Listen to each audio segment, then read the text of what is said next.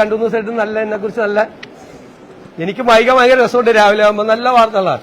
എപ്പോഴും അങ്ങനെ ആയിരിക്കില്ല എന്ന് എനിക്കറിയാം. പക്ഷെ യാഥാർത്ഥ്യബോധം ആകാശത്ത് നിന്ന് വാർത്തയുണ്ടാക്കരുത്.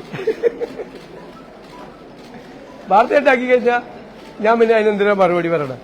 നിങ്ങൾ സത്യസന്ധമായും വിമർശനാത്മകമായും നാട് നന്നാകണം എന്നുള്ള ആഗ്രഹത്തോടു കൂടി നിങ്ങളുടെ ഇടപെടലുകളെ സ്വാഗതം ചെയ്യും, നിങ്ങളുടെ വിമർശനങ്ങളെ സ്വാഗതം ചെയ്യും. കറക്റ്റ് ചെയ്യാൻ പറ്റാവുന്ന കാര്യങ്ങൾ കറക്റ്റ് ചെയ്യും. മാധ്യമങ്ങൾ ഒരു കറക്റ്റീവ് ഫോഴ്സായിട്ട് കൂടി മാറണം എന്നുള്ള അഭിപ്രായക്കാരൻ. അല്ലാതെ എല്ലാ ദിവസവും ഇപ്പൊ രണ്ടു മൂന്ന് ദിവസമായിട്ട് നല്ല എന്നെ കുറിച്ച് നല്ല എനിക്ക് ഭയങ്കര രസമുണ്ട്. രാവിലെ ആകുമ്പോൾ നല്ല വാർത്തകളാണ്. എപ്പോഴും അങ്ങനെ ആയിരിക്കില്ല എന്ന് എനിക്കറിയാം. യാഥാർത്ഥ്യബോധം ഇല്ലേ? നമ്മൾ രാഷ്ട്രീയ പ്രവർത്തകരല്ലേ? യാഥാർത്ഥ്യബോധമുണ്ട്.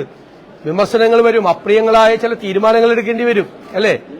നാടിന്റെ നന്മയ്ക്ക് വേണ്ടി, നാടിന്റെ പുരോഗതിക്ക് വേണ്ടി ചിലപ്പോൾ അപ്രിയങ്ങളായ തീരുമാനങ്ങൾ എടുക്കേണ്ടി വരും.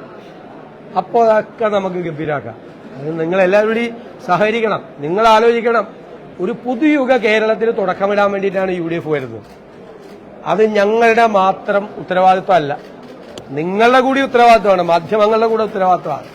അപ്പൊ അത്തരം കാര്യങ്ങളിൽ ഒരു പോസിറ്റീവ് അപ്രോച്ച് നിങ്ങളുടെ ഭാഗത്ത് നിന്ന് ഉണ്ടാകണം. ഞാൻ നിങ്ങളോട് മാത്രമല്ല, മാധ്യമങ്ങളോട് മൊത്തമായിട്ട് ഞാൻ അത് പറയാം. നല്ല കാര്യങ്ങൾ വരുമ്പോൾ നമുക്കതിനെ പ്രോത്സാഹിപ്പിക്കുകയും നല്ല രീതിയിൽ ചെയ്യുകയും ചെയ്യാം. തെറ്റായ കാര്യങ്ങൾ വരുമ്പോൾ നിങ്ങൾ വിമർശിച്ചാൽ എന്താ? അത് വേണം എന്നുള്ള അഭിപ്രായമാണ് ഞാൻ. ആ അഭിപ്രായമാണ്. ഞാൻ നെഹ്റുവിയനാണ്, നിങ്ങൾക്ക് അറിയില്ലേ? ഇല്ലേ? ആ നെഹ്റുവിയൻ സോഷ്യലിസ്റ്റാണ് ഞാൻ.